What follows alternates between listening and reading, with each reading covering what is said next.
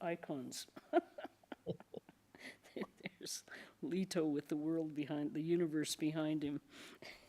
Okay.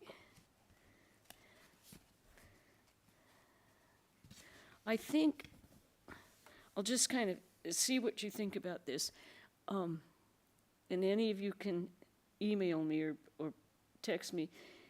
I think some of these direct disciples that don't have a lot of written about them, we're going to continue in this book of Swami Chetanananda's, like Advaitananda and Niranjanananda. They don't have, there's not actual books of their teachings and lives, so we'll continue in this book for a while. Good idea. Okay. But we're doing, Swami, we're trying to read the lives of all the direct disciples. And we're on Swami Abhedananda now. So, yeah.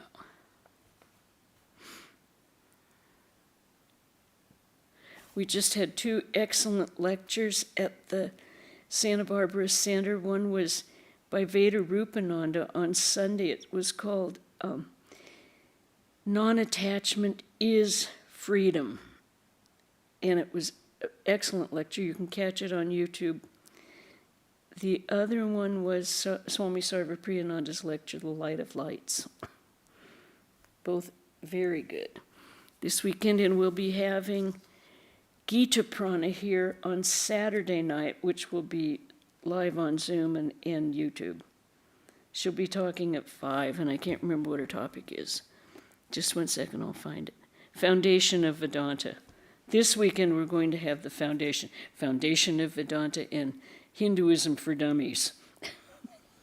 So by that time we should know where we are.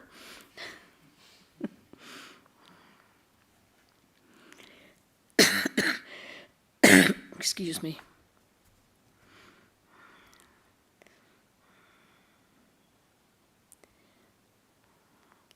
And those of you that have the book are on page 457 at Bharanagore Monastery in the Itinerant Days.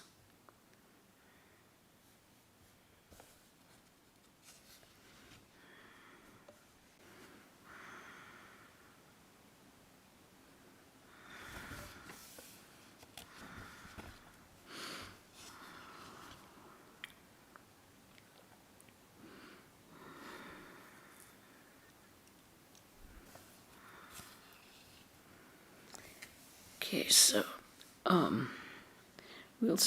we'll just start.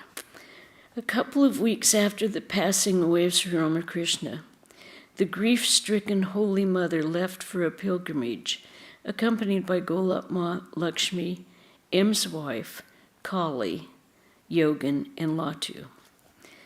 Kali is Abhedananda. They first stopped at Deogar, and then, after visiting Varanasi and Ayodhya, arrived at Vrindavan. The party stayed at Kalababu's Kunj, Balaram Basu's retreat house. Once Sri Ramakrishna had told Kali, "There is a partial manifestation of Krishna in you." During his stay in Vrindavan, he visited many temples and meditated on Krishna for long hours. Kali was very austere and adventurous. He decided to circumambulate Vrindavan with the other Vaishnava pilgrims. It took 21 days to walk the 168 miles. One evening, early in September 1886, when Kali was in Vrindavan, Ramakrishna appeared before Surendra Mitra in Calcutta and said, "What are you doing here? My boys are roaming about without a place to live in. Attend to that before anything else." Surendra immediately rushed to Narendra's house and told him what had happened. He promised to provide the same amount of money that he had formerly given for the master in Kasipur. Narendra and the other disciples rented a house in Bharanagore at 10 rupees per month and established the first Ramakrishna monastery.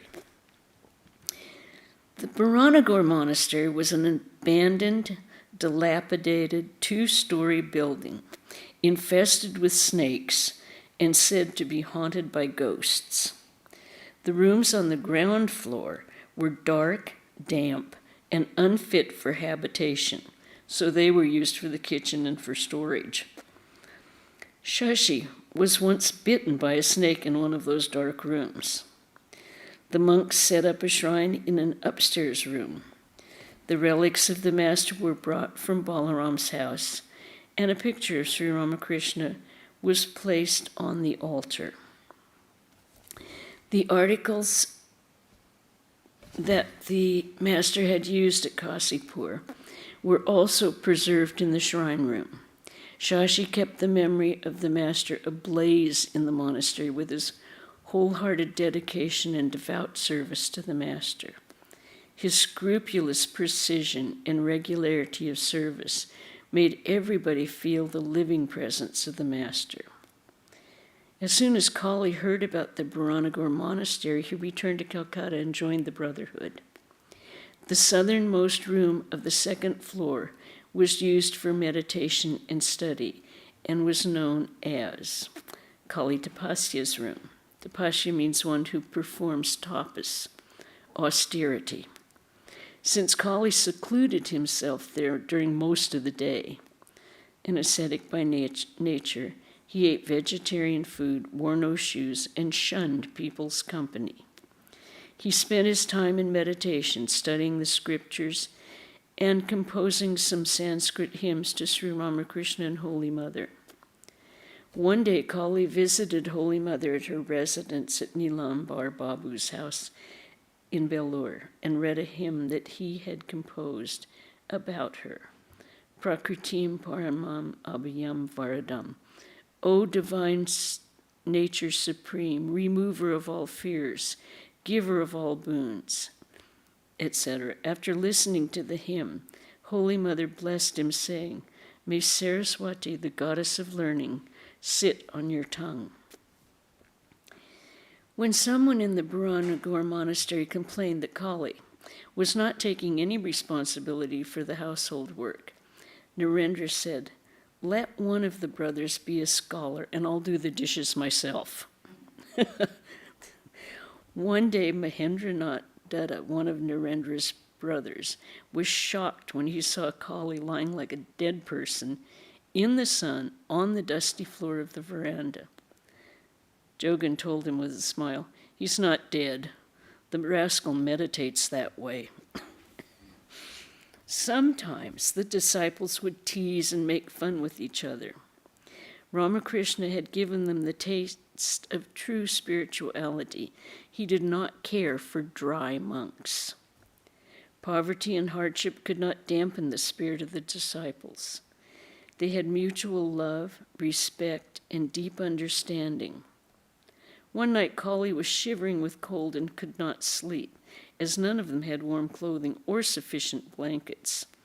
They used to sleep on the floor of a big room under a single mosquito curtain. When Kali told Narendra about his suffering, Narendra got up at 2 a.m. and made hot tea for the brother. He told Kali, "This hot cup of tea seems to be more concrete than your blessed theory of Advaita. Don't you think so, Kali?" Love and service bring solidarity to the order, not rules and regulations. Kali was well versed in both Eastern and Western philosophies and enjoyed discussions with Narendra. Latu recalled, Brother Kali was often busy studying the scriptures and other books. During rare leisure moments, he would debate with Brother Lauren. Lauren is Narendra. Lauren used to silence him very easily, but one day Kali cornered Lauren in an argument so well that Lauren could not give reply. Then Lauren said, "Let us stop here today. Tomorrow we will start again from this same point." Brother Kali was very happy for the time being. But the next day, Lauren began giving new arguments that refuted Kali's points and Kali had to admit he was beaten. I couldn't defeat Lorne for a single day, he said regretfully. But I told him, Brother, it is bound to be so. Brother Lorne is our leader. How can you surpass him? It's just amazing what love they had for each other with no jealousy and no competition. I mean, good-natured fussing, but none of the other things. One day, Narendra proposed to the brotherhood that they all take the vow of sannyas according to scriptural injunction. All agreed. When Kali told them that he had a copy of the Vraja Homa mantras, which he had gotten from a monk in Gaya, his brothers were excited, knowing that this was the Master's divine grace. In the third week of January 1887, they took final monastic vows by performing the traditional Viraja Homa in front of the Master's picture. Narendra gave Kali the name Swami Abhedananda. In March 1887, Swamis Abhedananda, Premananda, and Saradananda went to Puri for a pilgrimage and stayed 6 months in the Amur Monastery. They lived on the prasad of Jagannath, practiced spiritual disciplines most of the time, and attended the chariot festival of Jagannath. On their way back to Calcutta, they visited the Sun Temple of Konarak, the Lingaraj Shiva Temple in Bhubaneswar, and the Buddhist caves of Ujjagiri Kandagiri. In 1888, Swami Abhedananda went with Vivekananda and others to Allahabad to look after Yogananda, who was suffering from smallpox. On 5 February 1889, Abhedananda traveled with Holy Mother and her party to Kamarpukur and Jairambati via Antpur. Now, Antpur is Swami Premananda's family home. Isn't it? Yeah. He stayed with the mother for some time in Jairambati and then decided to travel to the pilgrimage sites of North India. The other thing that happened in Antpur was the Christmas Eve when there were about 8 of the disciples, and they were talking about Jesus. They kept talking about him and had a Duni fire, at which time they all took informal sannyas. And all of that happened in Antpur at Prema. They later found out it was Christmas Eve that they were doing all this talking of Jesus. But, so they stayed with Mother for some time in Jairambati and then decided to travel to the pilgrimage sites of North India. Holy Mother approved of his pilgrimage. Swami Nirmalananda expressed a desire to travel with Abhedananda, depending on God alone. They started their journey. Both Swamis resolved they would not carry any money or pass the night in anyone's house. They would go barefoot and wear only loincloths. They also decided to live on alms that they would beg for once a day. As itinerant monks, they each carried only a blanket, a water pot, a staff, and an extra loincloth. They walked 20 to 25 miles a day. After walking over 500 miles, the Swamis reached Ghazipur near Varanasi. There they met Sisir Chandra Basu, a judge of the Ghazipur court, who was then translating into English Panini's Sanskrit grammar and Shankara's commentary on the Isha Upanishad. Abhedananda helped the judge with that project. At that time, Hari Prasanna, later Swami Bhagyanananda, a disciple of Sri Ramakrishna, was working as an engineer in Ghazipur. He was delighted to see the brother monks and showed both Swamis around the place. One day, Hari Prasanna introduced Abhedananda to another famous Sanskrit scholar who was a dualist. A day was set for a debate between the dualist Pandit and the non-dualist Abhedananda. It lasted for an hour, and Abhedananda defeated the Pandit, greatly pleasing Hari Prasanna and Nirmalananda.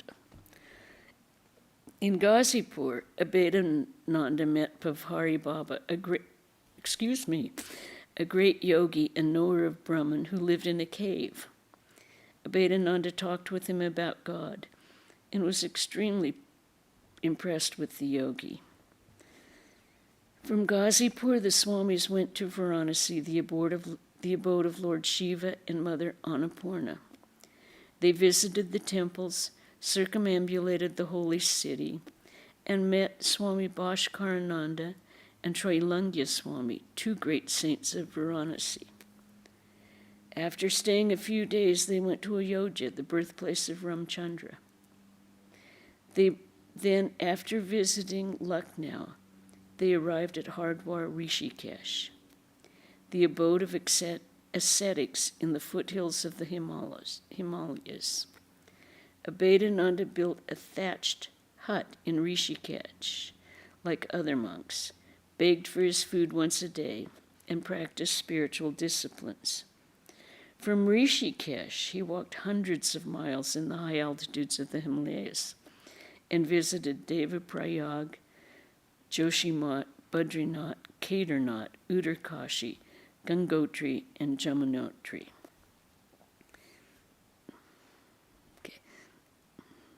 In those days, it was not easy to travel to those difficult, inaccessible places.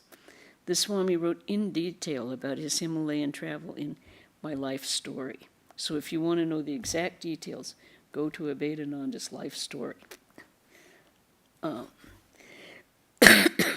At last, Abhedananda and Nirmalananda returned to Rishikesh. Abhedananda never cared for an easygoing life and always kept himself busy, either practicing meditation or studying the scriptures. During his stay in Rishikesh, he studied the Brahma Sutras with Shankara's commentary under Dhanaraj Giri, the abbot of Kailash Mat, who was an authority on the 6 types of Indian philosophy. Later, when Vivekananda visited Rishikesh and asked Dhanaraj Giri about Abhedananda, the latter remarked, "Abhedananda, an extraordinary intellect." During his stay in Rishikesh, Abhedananda became ill with bronchitis and a high fever. Fortunately, at that time, Turiyananda and Sardananda were there.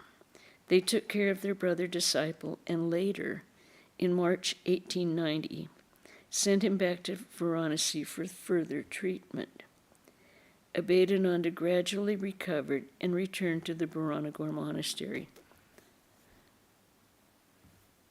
For me, it's always amazing to read how much physical and spiritual austerity all of these direct disciples of Sri Ramakrishna put themselves through, so that Ramakrishna gave them everything, but they wanted to have it in their own hands and have earned it, or not earned it, but done it themselves, not just simply depended upon him. It's always amazing to me. This time, Abhedananda did not stay in the monastery long, as he wanted to travel to other holy places in India. It is amazing how Abhedananda traveled to so many places in India on foot, like a true sannyasin, without money or possessions. He first went to Goya, and then to Varanasi, Prayag, Agra, Delhi, Jaipur, Udaipur, Khetri, Mount Abu, and Girnar. In Porbandar, he heard that Vivekananda was in Junagadh. He went there and was delighted to see Swamiji. From Junagadh, Abhedananda went to Dwaraka, Krishna's kingdom on the coast of the Arabian Sea. A Gujarati devotee bought a ticket for him so that he could travel to Bombay by ship. From Bombay, Abhedananda went to Mahabaleshwar, where he again met Vivekananda. Abhedananda continued his journey towards central India and visited Pune, Baroda, Nasik, and Dandakaranya, a place connected with Ramachandra. Then he traveled to some important holy places in South India: Rameshwaram, Madurai, Trichinopalli, Tanjore, Kumbhakonam, Kanchi, and Pakshitirtham. He had various spiritual experiences, visited many temples and places of interest, and met a number of mystics and pundits. Finally, Abhedananda returned to Calcutta via Madras by ship. In 1892, the Ramakrishna monastery was moved from Baranagar to a Lambazar not far from the Dakshineshwar temple garden. The Alambazar monastery was a large two-story building with a number of rooms and pillared verandas. There was a lawn and a pond in the compound. A few suicides had occurred in the house during the occupation of the two previous tenants, and the rumor had spread that the house was haunted. For this reason, the monks were able to rent it for a mere 10 rupees per month. It seemed to be their rent of choice. Ramakrishnananda set up the shrine and followed the same routine that had been established at Baranagar. By the grace of the Master, the living conditions in the Alambazar monastery were considerably improved. Ramakrishnananda and Saradananda cordially received Abhedananda and arranged a private room for him in the monastery. The monks and devotees named it Kali Vedanti's room, because he spent most of the time there practicing meditation and studying Vedanta. Some days after his arrival at Alambazar, Abhedananda became terribly ill due to an infection in his feet. His body became swollen, and his feet were full of festering boils. The physician found that guinea worms had penetrated his feet when he walked barefoot in Gujarat. Abhedananda wrote in his autobiography, "The doctor operated on my feet 7 times, and I was bedridden for 4 months. I shall never forget Saradananda's untiring, selfless service to me as he constantly attended me without caring for food or sleep. Later, Niranjanananda came and began to nurse me. I lost my power to walk. After 3 months, wait, just one second, I'm not sure. I entrusted him, I'm not sure that's, yep, I'm having a page problem. There's 2 stuck together. After 3 months, I began to recuperate. Leaning on Saradananda's shoulder, I would walk a few steps a day like a child. Gradually, I regained my strength to walk. I shall never forget the love of my brother disciples." In September 1893, Vivekananda represented Hinduism at the Parliament of Religions in Chicago and became internationally well known. Reports of the Parliament were published in Indian magazines and newspapers. The brother monks at the Alambazar monastery were not at first clear about the identity of Vivekananda, as they knew him as Vivedishananda. He had taken the name Vivekananda at the request of Raja Ajit Singh of Khetri before leaving for America. However, a letter from Swamiji 6 months after the Parliament removed all doubts, and they were proud of their leader's achievement. When people are possessed with jealousy, they cannot discriminate between truth and untruth, but truth alone triumphs. Observing Vivekananda's success, The Christian missionaries and the Brahmo leader Pratap Chandra Majumdar began to slander him by telling the American people that he was not a true representative of Hinduism. In response to this false propaganda, Vivekananda wrote his brother monks at Ulambazar, "Hold a public meeting in Calcutta approving of my activities in America and mentioning that I am accredited to represent Hinduism, and send a letter of thanks to Dr. Barrows, the chairman of the parliament, with a copy to me." Immediately, Abhedananda, Ramakrishnananda, and Saradananda organized a big public meeting in Kolkata. Abhedananda temporarily moved to Balaram's house so that he could easily make contact with prominent religious leaders, distinguished scholars, high government officials, writers and journalists of high repute, and other eminent community leaders. The monastic disciples and the devotees of Sri Ramakrishna took special interest in this sacred task, but Abhedananda took the lead. Most of the dignitaries invited agreed to attend the meeting, and the Honorable Raja Peri Mohan Mukhopadhyaya promised to preside.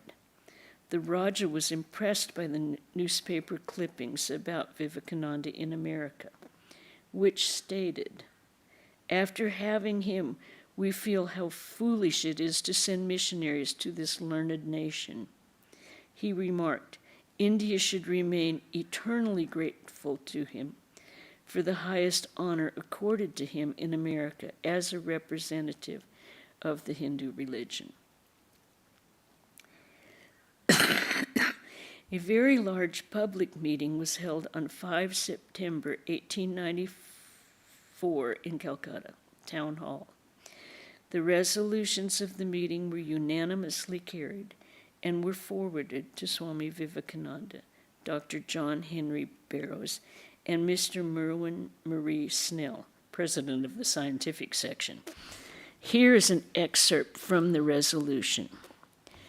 "This meeting desires to record its grateful appreciation of the great service rendered to the cause of Hinduism by Swami Vivekananda at the Parliament of Religions at Chicago and his subsequent work in America.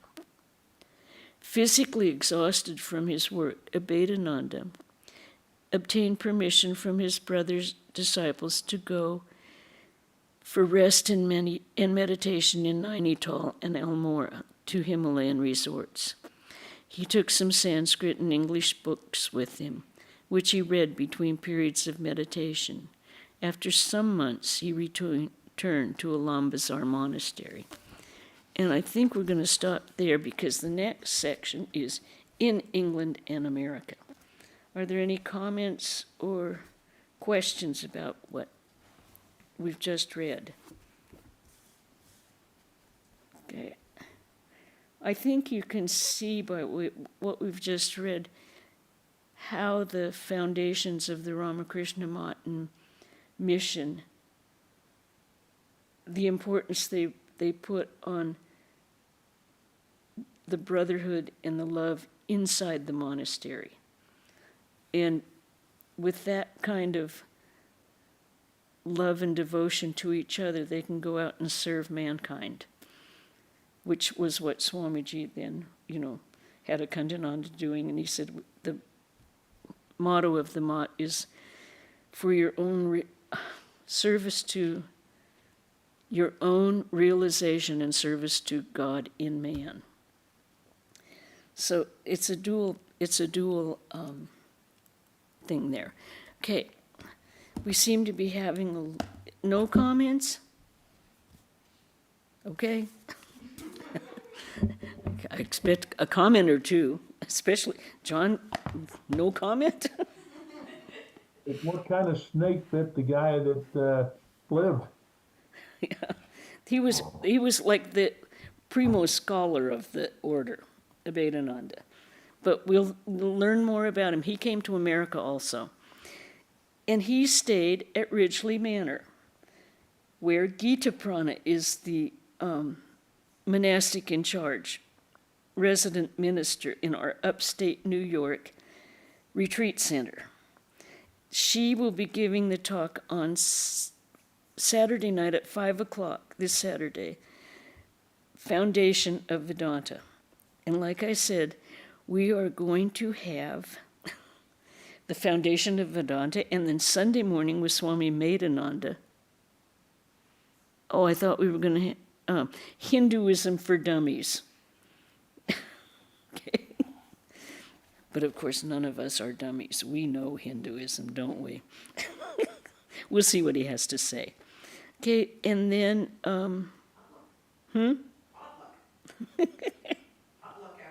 oh yeah, potluck after the talk of Gita Pranas on Saturday night.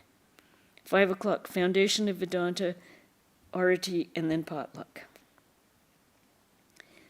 Then the next Saturday night, we're still not going to be having our gospel readings this month because the last Sunday of the month, the 27th, Swami Abhedananda will be speaking, and he'll have his Gita class on the 26th here in the temple at 5. So you're all, of course, invited. Did I leave anything else out? Okay. Anyone think of anything else? I won't untie that. Okay. Well, good to see you all here. And Don't miss Gita Prana, she's great. yeah, many of you have seen Gita Prana in action on Ask the Sisters. She's very, very straightforward and very much speaks from the heart and tells you just how she sees it. And I find her a really wonderful speaker. I enjoy her talks a lot. So try not to miss it if you can help it. Okay. Om Shanti, Shanti, Shanti. Hari Om Tat Sat Sri Ramakrishna Arpanamastu. Okay, hope to see you all later. Would be nice in person sooner or later too.